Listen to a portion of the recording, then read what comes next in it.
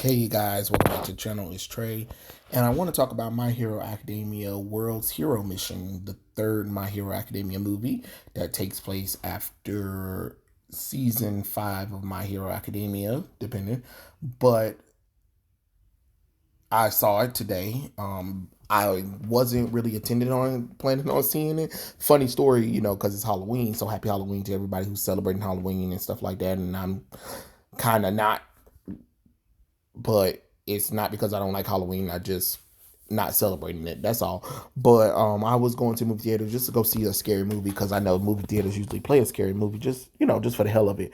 And then I saw My Hero Academia World's Mission promoted, and I said, well, hell, let me go and see that. So I went to go see it, and it's a good movie. It's a good movie. I'm not gonna lie.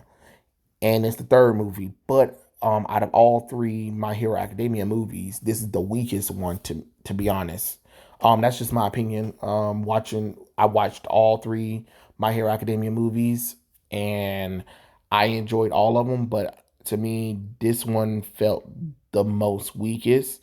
I guess because of how the trailer was showing it. I guess I expected more from it, and I didn't get more from it. And I'm pissed the hell off that the costumes that Midoriya, Bakugo, and Todoroki were wearing, only took place in the first 10 minutes of the movie. And then, well, probably less than 10 minutes of the movie.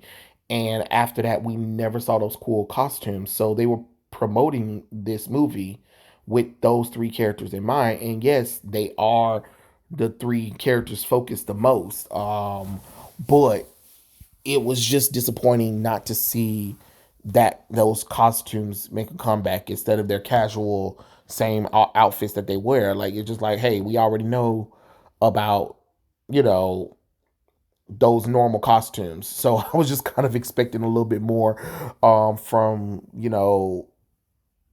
them to wear that costume because it felt like they were doing like some kind of Tron theme kind of outfit going on. And I don't know if that was supposed to be like their stealth costumes, but I would have definitely preferred them keeping that costume on anyway.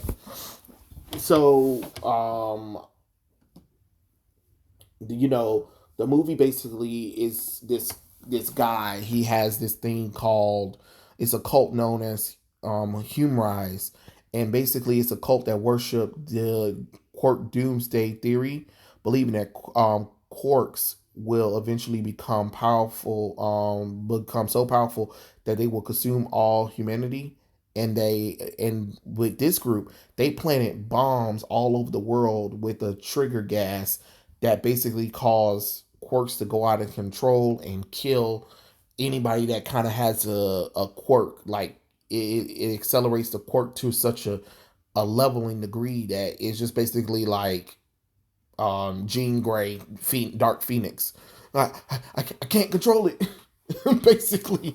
And if you guys seen X-Men, and you guys know that Jean, when the Dark Phoenix possessed her and stuff like that, and she couldn't control herself and she kind of exploded, it's basically like that, except for it's millions of people doing it. So of course, with the cult humorize, showing off a sample of what this bomb can do, you have one cult person who was undercover, who was a scientist that was kind of forced to work for them.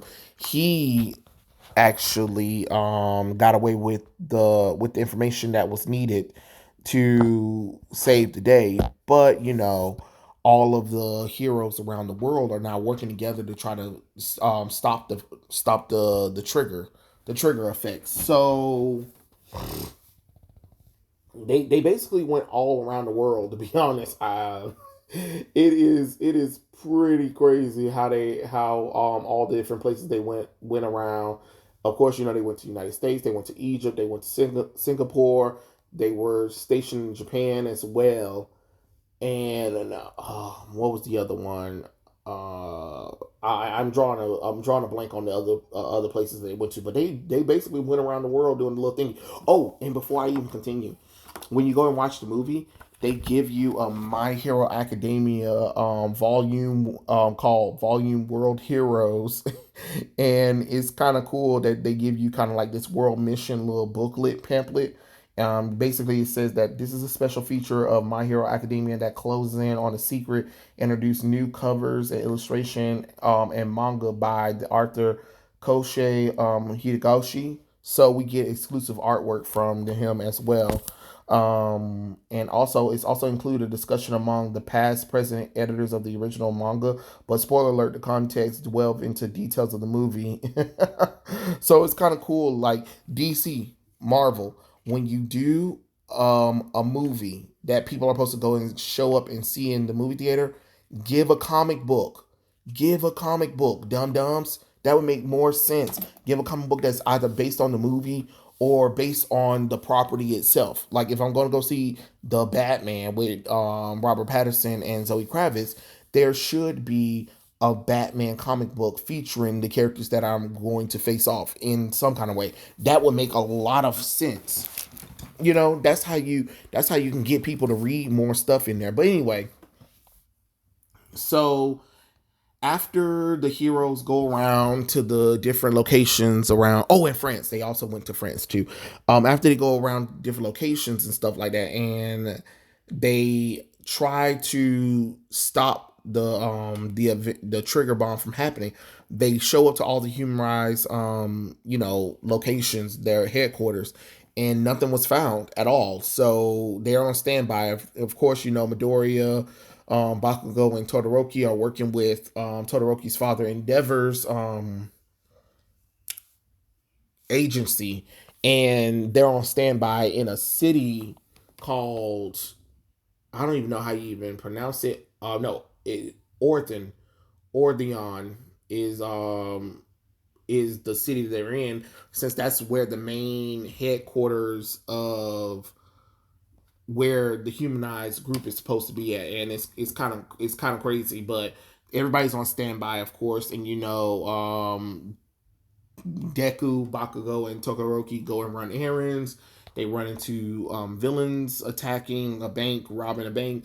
They go after them, of course, and confusements happens where um Midoriya runs into this kid called Rhodey, who's taking the case of jewels or whatever, and he starts chasing the boy throughout the city. And then we get the scientist who ran away from humans. He gets attacked by this quark user who, she has like these arrows. She has this ability to like make her arm a bow, and then she used these arrows that are, I guess, energized with her powers, and attacks the scientist or whatever, which causes him to crash, and the case gets knocked over where Midoriya and Rhodey is, which, a mix up happens. And then while, Midoriya is trying to talk to Rhodey about what's happening, what's going on, the cops come and try to attack them. They say that Midoriya is on the wanted list for mass murderer, and Rhodey is his accomplishment. So they have to try to escape, of course. And Izuku Midoriya contacts Todoroki again with this crazy with this crazy code, of course, which annoys Todoroki, but he takes Bakugo, and they go to the town of Selene, where no, Kylin, or however you say it. And of course, while Midoriya and Rhodey are on the go, Rhodey tried to run away and call the people to be like, hey, here's the case. I want to go home to see my brother and sister. And of course, they try to betray him, but of course, Midoriya, he's being the hero he is, saves the day. So once we get there, they're trying to cross over into the neighboring town over, and they get attacked again by more Quark users who work for Humanize. And of course, Bakugo and Todoroki come and save the day at the last minute, of course. And then we come to find out that the bomb is going to destroy everyone in 2 hours. So they got less than 2 hours to get everything together. Midoriya and them figure out that Rhodey's father was the one who sacrificed himself. Eddie Soul is the one who sacrificed himself to create a kill trigger to destroy the bombs, because that's why Rhodey's father never returned, was because he was forced to create this machine to kill quirk users.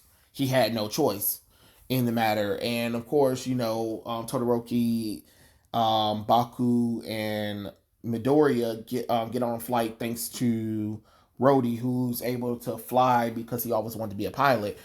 And we see them go to the headquarters, the secret headquarters, and of course, while the other heroes are fighting, trying to save everybody's life around the world, and also trying to stop the humanized defense settings, and try to stop the bombs, it's up to Bakugo, Todoroki, and Midoriya to go on ahead. And of course, Bakugo was the first to say, "Hey, I'll go ahead. I'm gonna take on the front entrance," which that came with some twins with razor claw snake powers. They were like tearing Bakugo up, to be honest. And then after that, Todoroki and Midoriya went ahead, and of course more people attacked, and Todoroki told Midoriya to go ahead, and he faced off with some kind of quirk user who can like mush themselves and melt themselves together, or like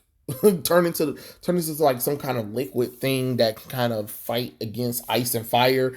It was real crazy. The fights were very intense between Todoroki and Baku, especially Baku though, because he was getting slashed up so bad it didn't make no damn sense. And then of course Midoriya goes to face off against what's the damn thing,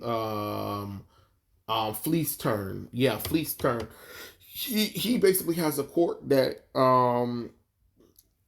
lets him reflect everything, so he can't be touched by anyone or anything at all, which is kind of crazy. Like, oh snap, you know what I'm saying? And Fleece Turn, he believes that quirk are a disease because his quirk forces him to reflect anyone and anything that comes in contact with him, which results in everyone abandoning him, which led him to believe that his quirk is a disease. So, him and Midoriya fight, and of course, Rhodey comes to pretend like he's going to betray Midoriya again, because he said, "Hey, I just want to protect my brother and sister." But then we find out that his secret court that he told Midoriya is, "Hey, the little pink flying bird that Rhodey had throughout this whole entire movie is his quirk." That's his secret quirk, is that he can't truthfully lie, because the bird that he has is his true feelings about a lot of things. So that was his quirk. It's kind of it's kind of, to be honest, it's kind of stupid, but Midoriya didn't laugh or whatever, and Eddie tricks Fleece Turn that, hey, I'm not going to betray anybody. I'm going to save the day, just like my dad did.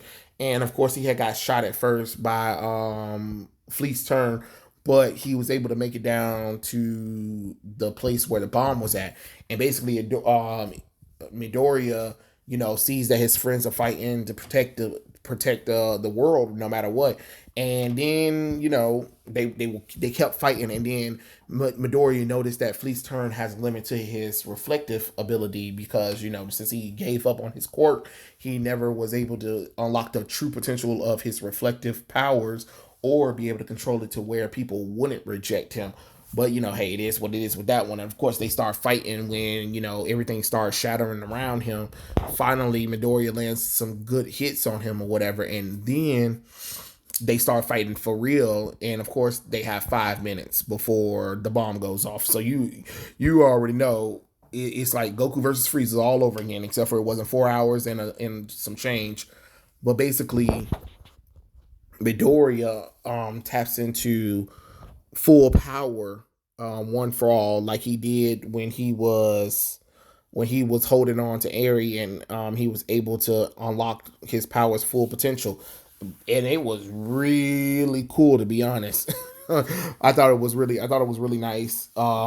So it, of course, Midoriya did this whole cool technique, United States of World Smash. So instead of United States of Smash, he like took all the powers and the hopes and future of everybody around him and went all plus ultra, and then decided to do United States of no United States of World Smash, and defeated Fliss Turn.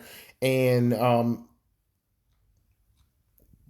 after he defeats Fliss Turn, he goes after Rhodey, and you know before the time clock ran out.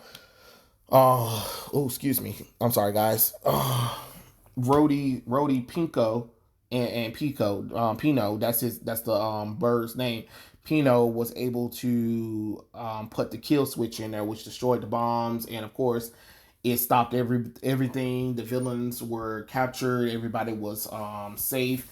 Everything went back normal. Midoriya said a heartfelt goodbye to Rhodey, and everybody returned back to the school, and everybody kind of celebrated. Rhodey went back to get an honest day's job where he decides to work as a bartender, and he takes care of his his siblings, and his dream to become a pilot. And that's basically the movie. Really, it really wasn't much to go home about.